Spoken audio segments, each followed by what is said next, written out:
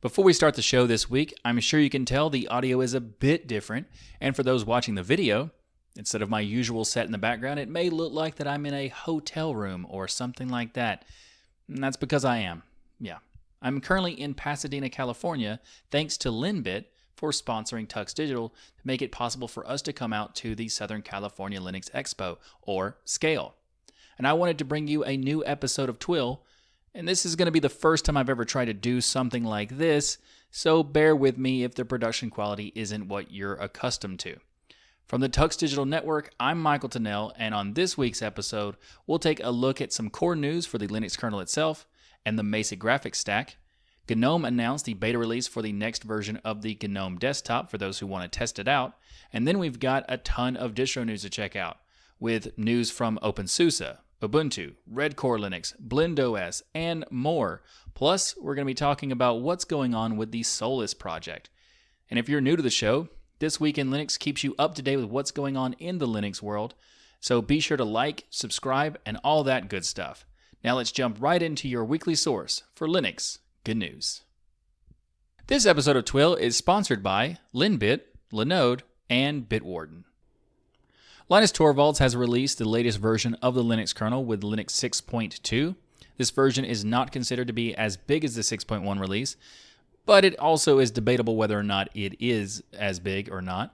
Linus himself said it's pedestrian kernel, but there's still some very interesting elements in this release. If you want to check out the latest episode of Destination Linux, we talk about Linux 6.2 and the more in-depth part of it. So I'm going to cover a little bit of the highlights, but if you want the more in-depth coverage, then be sure to check out Destination Linux, which I'll have linked in the show notes. So let's talk about the highlights of this release. And let's start with probably the most notable feature of this release, which is faster mitigation of the retbleed CPU vulnerability and also fine IBT. The previous mitigation techniques prior to this release have had a considerable impact on performance, and this release implements a new mitigation scheme, which is a lighter software-only fix as well. Also in this release, Linux 6.2 promotes the Intel Arc graphics to being stable and enabled out of the box, and there is initial support for NVIDIA's GeForce RTX 30 series. There's also a lot of improvements done with the upstream support for Apple's M1 Pro, M1 Max, and M1 Ultra hardware.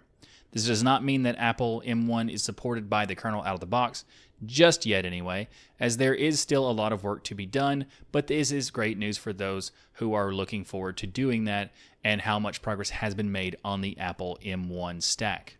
If you'd like to learn more about the latest release of the Linux kernel, you'll find links in the show notes, and of course, more in-depth coverage on Linux 6.2, be sure to check out episode 315 of Destination Linux. The Mesa team have released the latest version of this core graphics stack project. Mesa 23 has a lot of new features, so let's talk about the highlights in this release. Mesa 23 includes a lot of AMD-related improvements with Radeon memory visualizer support, various ray tracing, also graphic pipeline library, and RDNA 3 improvements for the RAD-V or the Radeon Vulkan driver.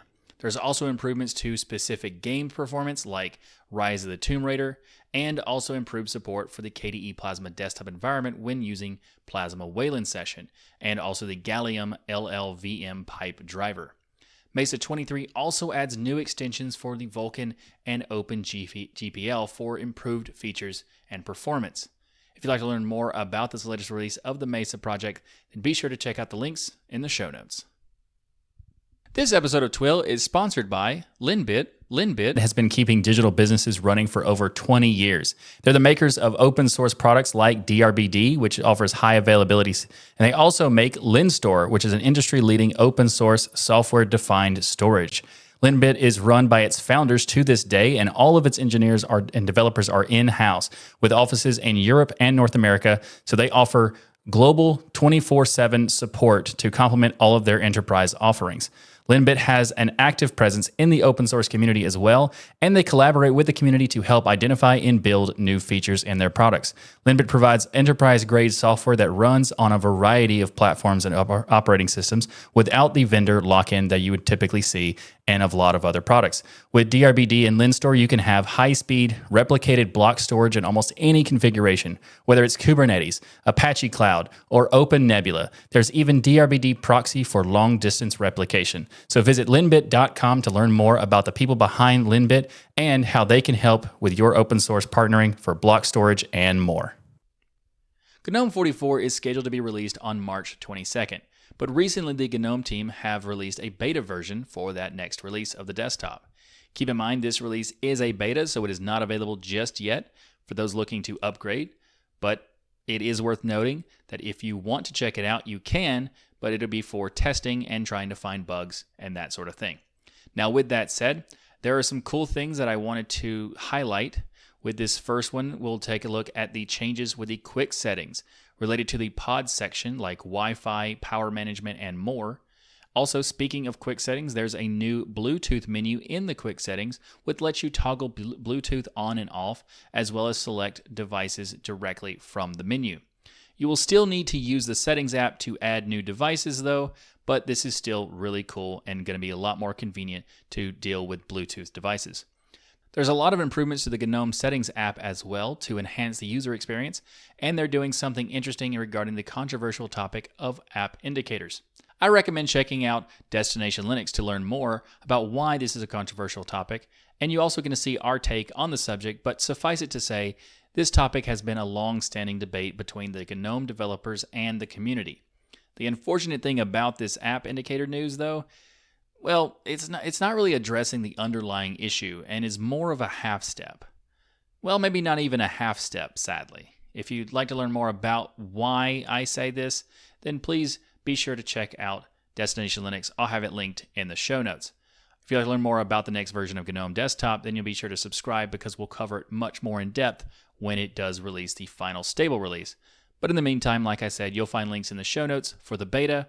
And if you want to learn more, check out the Destination Linux episode that's linked in the show notes to more details about the controversial aspect of this app indicator topic. Canonical recently published some information on their discourse forum relating to the future of Ubuntu Flavours packaging defaults. They say that going forward, the packaging for Flatpak, as well as the packaging for integrating Flatpak into the respective software centers, will no longer be installed by default in the next release, which will be happening in April 2023.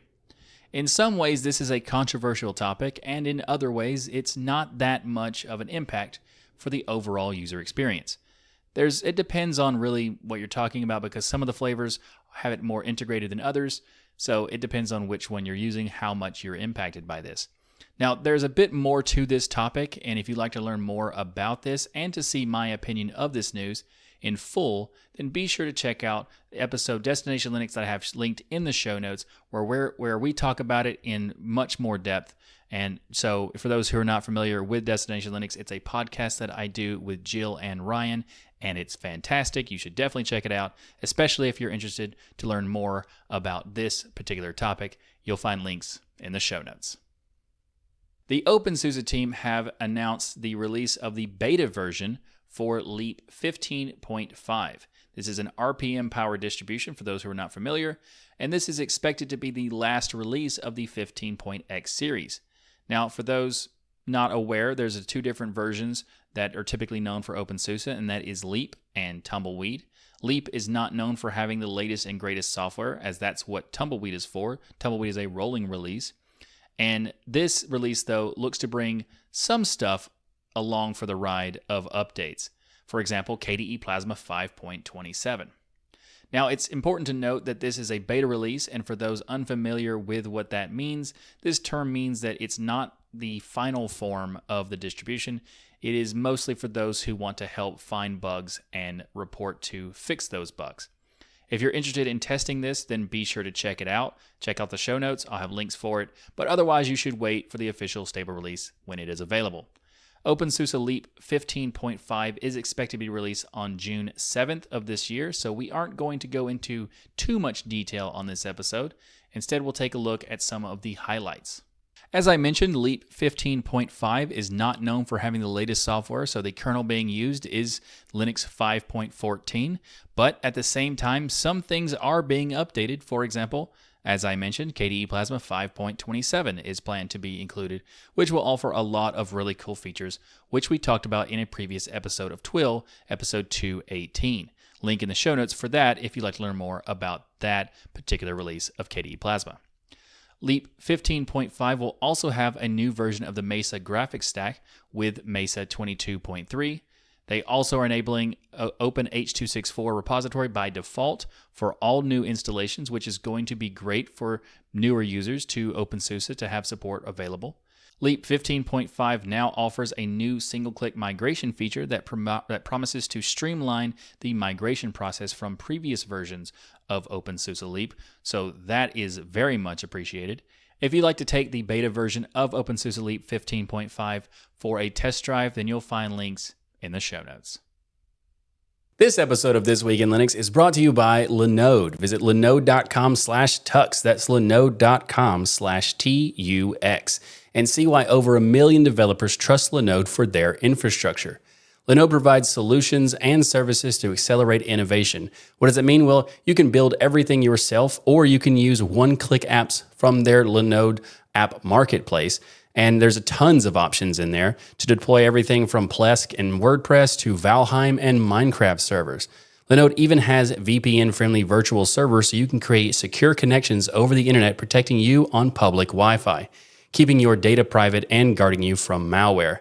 If that wasn't enough, every plan comes from with Linode's amazing human-powered customer support. What does that mean? Well, if you need help, someone will pick up the phone, respond to your email, or reply to you on social media 24/7, 365. I know that's a crazy idea, but yes, humans are involved in the support. So visit linode.com/tux to create a free account. Plus, when you use that URL, you will let them know that we sent you. And of course, that's good for us, but you'll also get a 60-day free credit of $100. That's right, $100 free credit when you sign up at linode.com/tux. So again, go get started on Linode's awesome cloud platform by going to linode.com/tux. Linux comes in all kinds of different shapes and sizes, and there's a branch of Linux that doesn't get talked about all that much in the media, because it's mostly meant for people who are a little more on the edginess of computing. I'm referring to Gentoo side of Linux. This topic is not necessarily about Gentoo itself though, but instead a derivative of Gentoo called Redcore Linux. Now Redcore is Gentoo based, but it's designed to provide a more user-friendly approach and a more easy to use desktop experience while still retaining some of Gentoo's flexibility. It targets casual desktop users and, to some extent, some power users. Now, Redcore Linux 23.01 is primarily a bug fix release, so it's shipping with it's not the latest Linux kernel, but it's a 6.1.2, or 0.12, sorry, 6.1.12. So it's fairly new, but not the latest. But because it uses the testing repositories for some packages, it does include the latest KDE Plasma 5.27 and also LXQt 1.2 as desktop options, while also updating the Mesa drivers to the latest version with Mesa 23 and updating Xorg to 21.1.7 and Xwhalen to 22.1.8. If you'd like to learn more about Redcore Linux, you'll find links in the show notes. The Raspberry Pi Foundation has released the latest version of their Raspberry Pi OS distribution, without much fanfare in fact. This release brings some new features, bug fixes, and updated components. Some of the highlights for this release include support for a new touchscreen driver, support for a new video driver called MSDRI3, and some performance improvements. They also have made some UX adjustments to the title bar buttons to display them on the right side of the window now, which will be appreciated by some people in the community. If you'd like to learn more about the latest release of Raspberry Pi OS, then you'll find links in the show notes. TUXEDO Computers has announced the release of their in-house Linux distribution, TUXEDO OS 2. TUXEDO OS is a Ubuntu-based distribution made specifically for TUXEDO Computers devices, but it's also available for anyone who wants to use it. TUXEDO OS 2 is powered by the Linux 6.1 LTS kernel, the Mesa 22.3.6 graphics stack, and comes with the latest Plasma desktop with KDE Plasma 5.27, which is backported from the KDE Neon repositories. And as I mentioned, this is a desktop distribution that was made specifically for Tuxedo computers, so it also includes apps made for their hardware, such as the Tuxedo Control Center.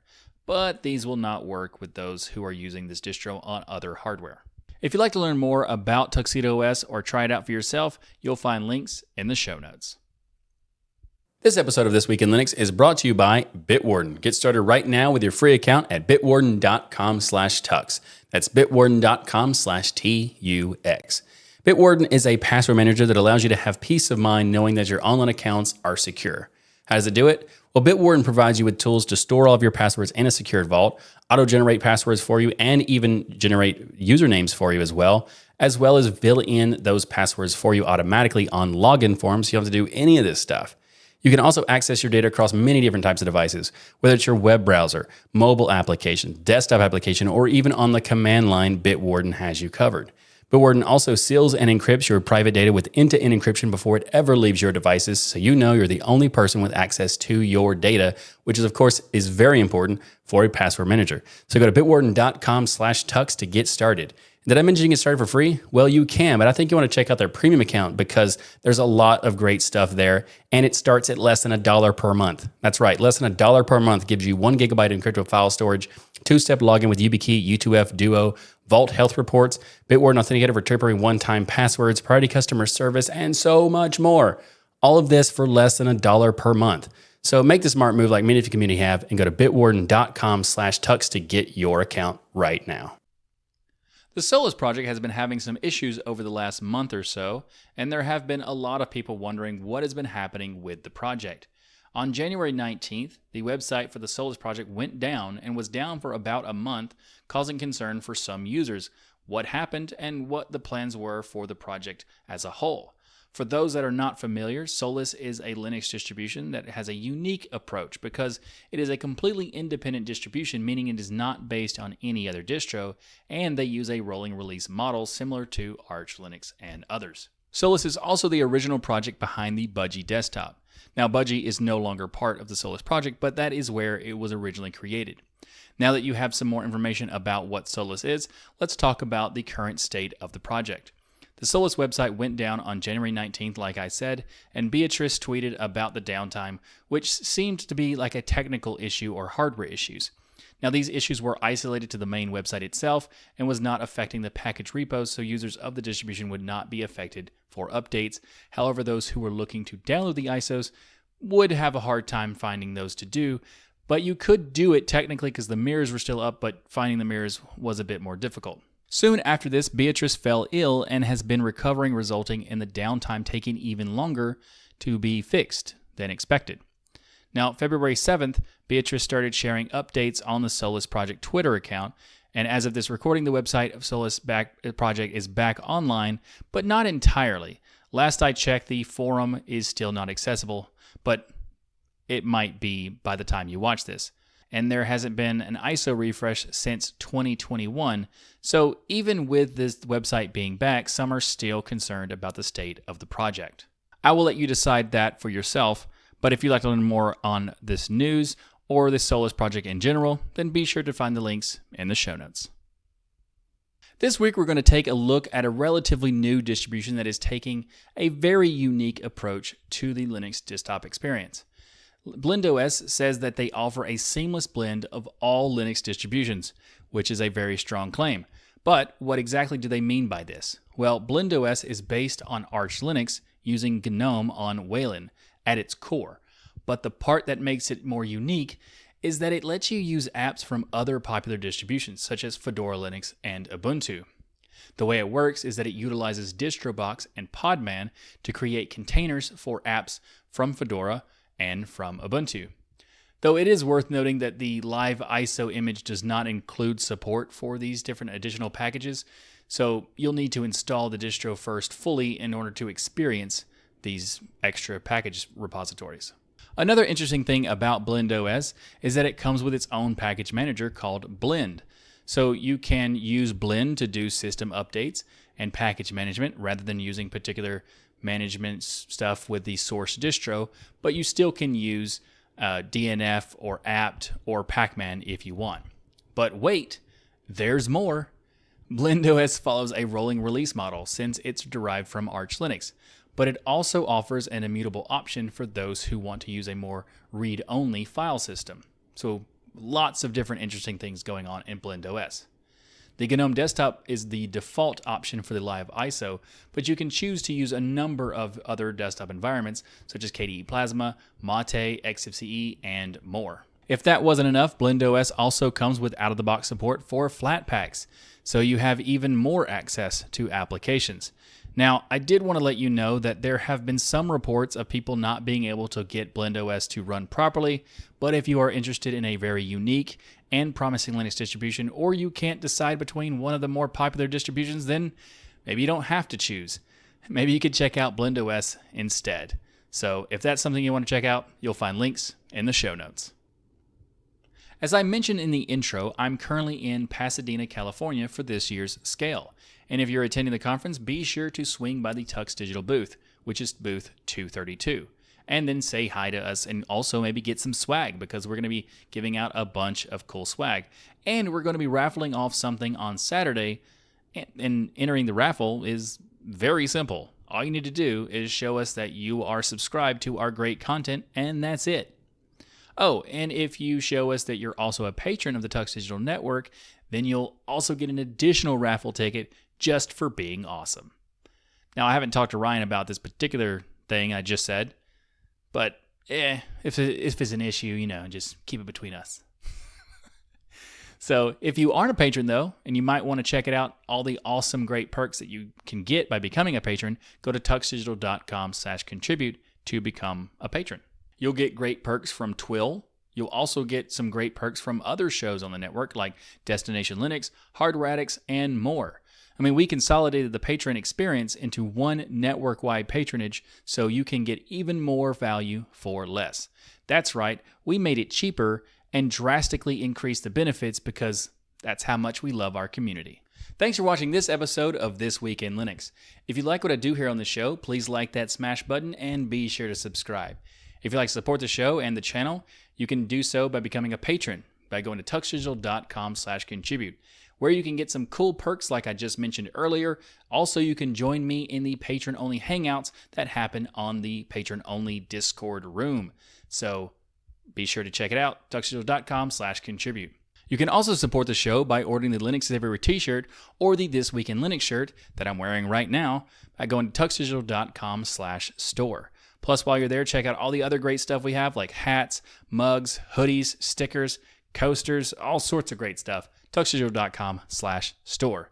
Thanks again for watching. I'm Michael Tennell with Tux Digital, and I'll see you next week for another episode of your weekly source for Linux good news.